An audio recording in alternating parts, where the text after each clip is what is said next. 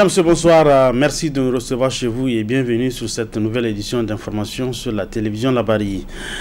Le Conseil national pour la sauvegarde de la patrie, CNSP, est aux commandes de notre pays depuis 6 mois. Après 6 mois de gestion, des citoyens se sont exprimés sur le bilan et leurs attentes pour le peuple nigérien. La gestion du CNSP, c'est avec l'aspiration du peuple. Et tant que le peuple décide aujourd'hui de vouloir un changement, le CNSP est dans l'obligation de le faire. Et c'est ça que nous sommes en train de vivre. Mais qu'à cela ne tienne aussi, il ne faut pas oublier les conditions inhumaines, les sanctions illégitimes que la CEDEAO avait imposées à notre cher pays, le Niger. Donc j'aimerais faire appel à nos autorités de toujours faire un regard, parce que les pauvres sont là, nous sommes en train de souffrir. Et nous en avons besoin aujourd'hui de vouloir se soulager. Le combat aussi révolutionnaire mérite un sacrifice. Nous sommes en train de faire le sacrifice, mais quand même, nous appelons nos autorités à mener plus d'efforts pour que le peuple se sente mieux à l'aise. La gestion du CNSP a redoré positivement l'image du Niger. Parce que partout où on se rend aujourd'hui, le Nigérien symbolise la dignité, symbolise la résistance pour l'honneur et pour sa souveraineté pleine et entière par rapport à l'Occident, par rapport aux colonisateurs qui veut en tout cas prendre toutes nos ressources sans nous consulter, qui veut en tout cas s'ingérer dans toutes nos décisions, même d'ordre interne, pour nous donner une conduite et nous utiliser nos dirigeants comme des marionnettes. Donc en tout cas, c'est le meilleur 6 mois qu'un Nigérien puisse vivre dans la résilience, bien sûr, parce que nous sommes sous sanction et la mauvaise foi de la CEDEAO se remarque, surtout récemment avec en tout cas la rencontre qui n'a pas pu se tenir, vu la mauvaise foi de cette organisation voulant agenouiller le peuple nigérien résilient, engagé et déterminé, en tout cas pour sa souveraineté. Quel que soit le prix à payer, je pense que les Nigériens sont prêts. Nous pensons beaucoup d'améliorations. Donc le CNSP au pouvoir, nous pouvons dire que c'est, comment on appelle, un honneur pour le peuple nigérien d'avoir eu ces responsables qui se sont des compatriotes, donc qui se sont engagés à défendre le Niger d'une façon générale. C'est des représentants inoubliables. Nous attendons vraiment beaucoup de choses, donc surtout au niveau, comment on appelle, des partenariats, donc que le CNSP doit accomplir au niveau de l'Union nigérien, au niveau, comment on appelle, beaucoup des activités qui se sont arrêtées d'ailleurs. Donc nous attendons vraiment qu'on puisse ouvrir ces partenariats-là. Parce qu'aujourd'hui, vraiment, le Niger est comment on appelle, pays sous-développé, donc qui on compte sur nos ressources. On compte beaucoup sur nos ressources et qu'on dit aujourd'hui on n'exploite pas ces ressources-là, donc vraiment ça n'arrange pas le peuple. Donc il faut que nous attendons vraiment qu'on commence les différents partenariats extérieurs. Pour sa part, le cercle indépendant de réflexion et d'action citoyenne CIRAC était en conclave ce matin à son siège à l'effet de se pencher sur les 6 mois de gestion du CNSP.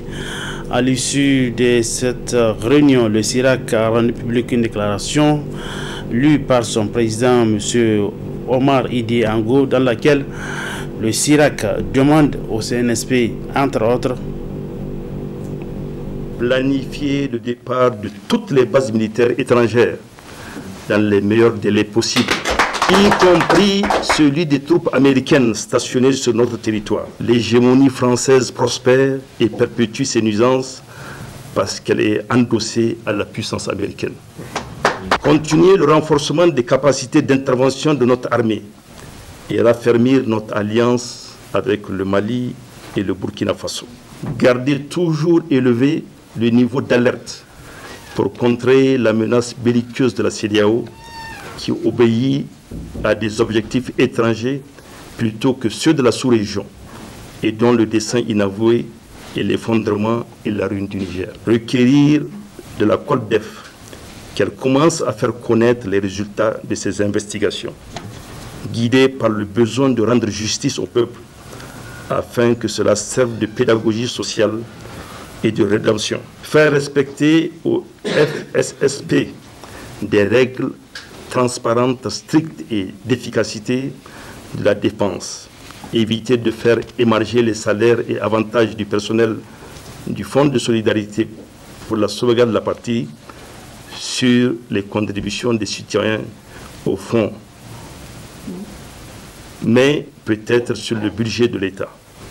Rendre public le manuel de procédure du FSP pour que les citoyens comprennent les modalités de gestion du fonds et encourager ainsi plus de contributions. Il faut intensifier la récupération des biens spoliés au peuple pour renflouer les caisses du Fonds de solidarité. Mettre en place une commission de préparation des assises nationales et définir les conditions pour qu'elles soient véritablement inclusives et servent effectivement à la refondation et non à une conférence nationale bis. Fixer une date et indiquer les délais pour recevoir les mémorandums et contributions diverses afin que celles-ci soient exploitées judicieusement à temps par la commission de préparation. Veiller au jugement de M. Bazoum, le CNSP dit disposer de preuves irréfutables de haute trahison. Dans de telles conditions, ce serait une trahison encore plus haute de le remettre en liberté, sans jugement. S'il est coupable, qu'il subisse les rigueurs de la loi. S'il est innocent, qu'il soit réhabilité et que cela serve de leçon à tous les citoyens pour comprendre que les responsabilités de dirigeants au Niger s'accompagnent de privilèges et d'avantages, mais aussi de châtiments et de condamnations en cas de parjure et de trahison. Réaliser un audit des ressources minières, notamment or, pétrole et uranium, dont les résultats seront portés à la connaissance du peuple.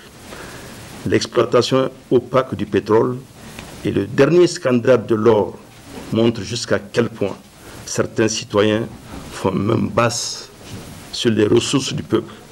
Il nous faut y mettre fin et sévir. Effectuer un audit de l'état civil et assurer la mise à la disposition des citoyens de cartes d'identité biométriques. La défense de l'identité et de la nationalité nigérienne l'exige. Le Niger est le seul pays dans la région qui utilise les pièces d'identité cartonnées, qui d'ailleurs ne sont pas acceptées ailleurs, mais facilitent la fraude électorale. Pour terminer, le CIRAC voudrait souligner encore une fois qu'il importe que nous apprenions de nos erreurs et de nos errements, accepter les remises en cause et faire prévaloir la vérité, même si elle dérange et irrite. Tout autre chose dans cette édition d'information, le palais du 29 juillet de Niamey abrite depuis ce matin le congrès statutaire de l'Union des scolaires nigériens USN. La cérémonie officielle d'ouverture a été rehaussée par la présence des autorités et des délégués venus de tous les horizons du pays. Les temps forts de cette cérémonie officielle d'ouverture de ce congrès statutaire de l'USN avec Sakinatou Gazibo sur des images de Sadoumi. Débuté ce matin du 27 janvier 2024, le 14e congrès statutaire extraordinaire de l'Union des scolaires nigériens USN, dans l'enceinte du palais du 29 juillet sous le thème l'USN face aux défis de la refondation citoyenne et de la construction de l'État nigérien. Le président du comité ad hoc, après avoir fait la genèse de la vie de l'USN, a profité pour donner des messages à ses camarades. L'USN se doit d'en faire des analyses scientifiques et surtout des propositions pertinentes dans le cadre des travaux de ce congrès historique. L'intérêt que l'on porte à l'USN dans l'ombre de ces sacrifices consentis. Il y a tous ces géants que vous voyez en face des caméras de l'histoire, sur cette grande table de l'histoire. Au nom des camarades, au nom du cadre, au nom du comité ad hoc, je vous exprime notre profonde gratitude. Vous êtes privés du sommeil, vous êtes ôtés du temps de vos familles, de vos vies. Vous êtes devenus les serviteurs de l'USN. Je vous en remercie.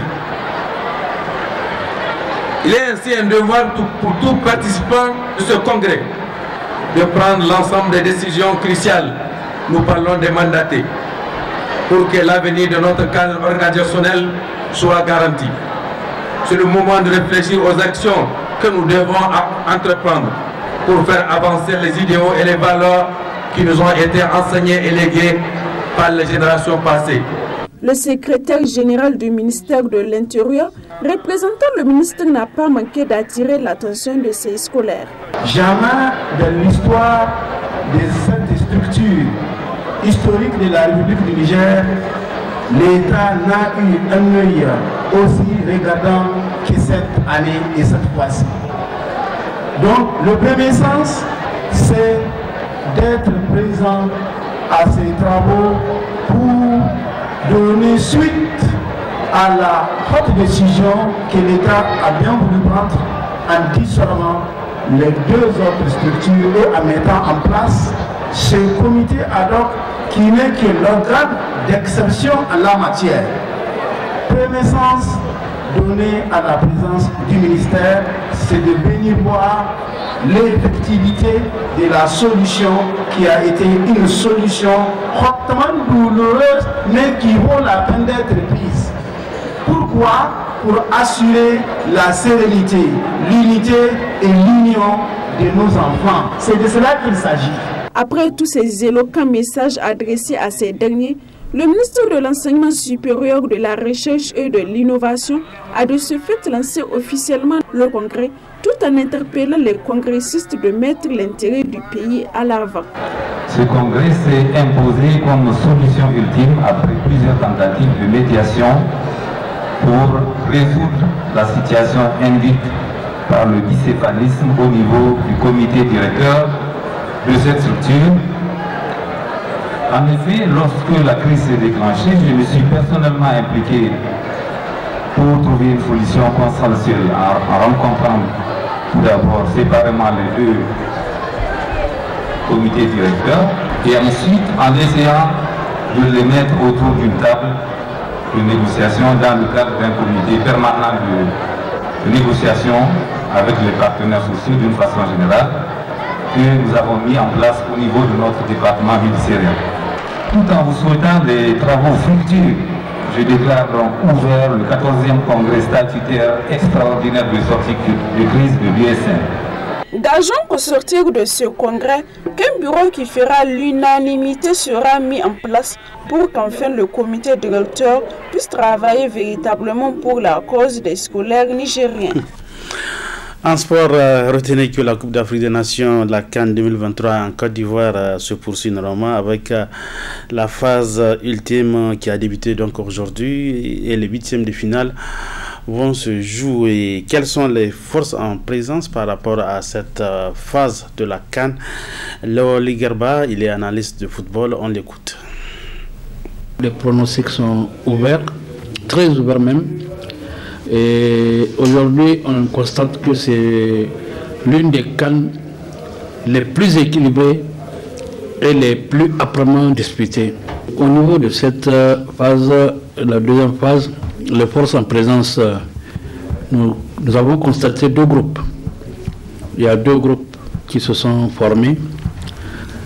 Les traditionnels favoris, vous avez le Sénégal, le Nigeria, ce sont les éternels favoris. Et de l'autre côté, nous avons les autres outsiders qui ont montré vraiment un visage assez réalisant et qui ont démontré qu'ils ont de la valeur. Je voudrais ici parler de la Guinée équatoriale, de la Guinée-Conakry, de l'Angola, du Cap-Vert. Donc, c'est une phase où il n'y aura pas de cadeau. Ça va être chaudement disputé. On démontre déjà que dans cette phase, c'est la phase où, dès le premier tour, il y a eu le plus grand nombre de buts marqués. Imaginez-vous, en 36 matchs, nous avons enregistré 89 buts. Donc, ça veut dire que les équipes sont tranchantes, ou les attaques sont tranchantes, comme on peut le dire. Vu la tournure de cette CAN, comme je disais, la plus équilibrée, la plus disputée, j'ai un doute sur le sacre final du Sénégal. peut-être je pencherai plutôt vers une Guinée équatoriale, le Maroc et dans la moindre mesure le Cap-Vert. Mais ça sera très difficile que le Sénégal conserve son titre. C'est mon point de vue.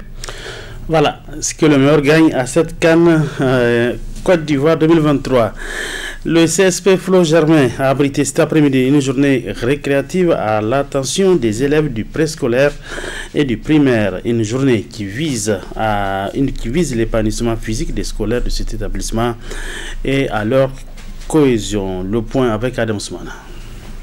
Après les scolaires du secondaire du CSP Flo Germain, il y a de cela quelques jours, l'honneur revient par la présente cérémonie aux élèves du préscolaire et du primaire de rivaliser leurs talents sportifs. Ainsi, pour les cadets du dit établissement, la compétition a concerné l'athlétisme pour les CI et CP à la satisfaction des responsables du Flo Germain. On a fait un cross de 40 mètres environ de course pour la petite section et 50 mètres environ pour la grande section, en filles et en garçons. Et nous avons aussi fait courir les filles et les garçons de CI sur 60 mètres environ. C'est ça le niveau de chacun.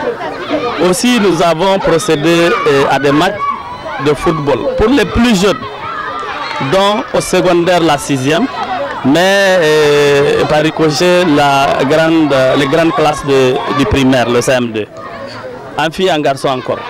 Donc c'est une innovation. Cette année, les filles jouent au football au CM2. L'année passée, c'était juste les garçons qui avaient joué. Donc c'est vraiment un motif de satisfaction parce que ça se passe très bien. Cette particularité aussi pour cette année, en fait, il y a eu un brassage entre le niveau préscolaire, primaire et le niveau secondaire. Vous voyez, donc vraiment ça renforce la fraternité et la solidarité entre les élèves et ça prépare vraiment les enfants pour le futur. Parce qu'on ne sait jamais, certainement c'est dans ce sens-là qu'ils vont avoir leur gagne-pain. Donc c'est vraiment un motif de satisfaction pour cette détermination des personnes et surtout le soutien que l'établissement leur accorde. Dès qu'ils ont besoin, il n'y a aucun problème, vraiment ils ont notre soutien, y compris sans oublier l'association des parents d'élèves aussi. Le football tant masculin que féminin était également au rendez-vous de cette journée récréative avec des matchs ayant opposé les classes de CM2 à leurs aînés de la 6e. Une journée hautement appréciée par l'un des invités d'honneur. Honnêtement, c'est la première fois que je vois une telle animation sportive à l'intention des enfants, c'est-à-dire des plus petits enfants, parce qu'il paraîtrait que c'est la petite et la grande maternelle, plus, n'est-ce pas, les classes du CI et du CP. C'est-à-dire consacrer un après-midi pour que ces enfants s'expriment, n'est-ce pas, sur le plan sportif, c'est vraiment une très grande chose. Et nous savons tous que ces genres de pratiques, n'est-ce pas, développent au niveau des enfants certaines potentialités.